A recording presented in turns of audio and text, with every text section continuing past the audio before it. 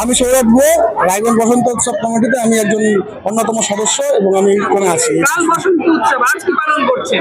আজকে আমরা প্রাক বসন্ত উৎসব অর্থাৎ হোলিকা দহন বা নেড়াপোড়া আমরা এখানে পালন করছি। যেহেতু এই নেড়াপোড়া এই ঐতিহ্যটা আমরা বহু বছর ধরেই বন্ধ হয়ে গেছে এবং আমরা জানি বা আমরা ছোটবেলা থেকে দেখে এসেছি যে হোলির আগে একটা ঐতিহ্য হয় নেড়াপোড়া বা হোলিকা দহন। সে হোলির আগের দিন সেই যে আমরা ছোটবেলায় নেড়াপোড়াটা আমরা পালন করতাম, সেই নেড়াপোড়ার ঐতিহ্যটাকে আমরা বাঁচিয়ে রাখার জন্য আমরা একমাত্র রায়গঞ্জ বসন্ত উৎসব, যেহেতু এটা আদি বসন্ত উৎসব অনুষ্ঠান, তার একটি অঙ্গ হিসাবে আজ আমরা এখানে নেড়াপোড়া অনুষ্ঠান পালন করছি।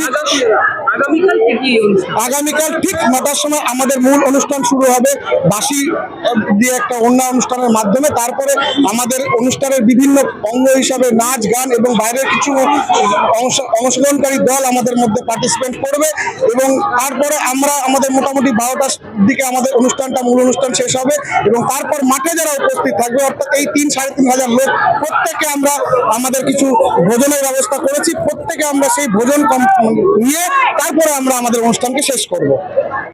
রাত হোক বা দিন, নিউরো এমার্জেন্সি সময় দেখে আসে না। হঠাৎ মাথায় আঘাত, স্ট্রোক বা অচেতন হয়ে যাওয়া, প্রতিটি মুহূর্তই অমূল্য, কারণ এখানে সময়ই সবচেয়ে বড় চিকিৎসা। এবার রায়গঞ্জেই উপলব্ধ অ্যাডভান্সড নিউরোসার্জারি সুবিধা।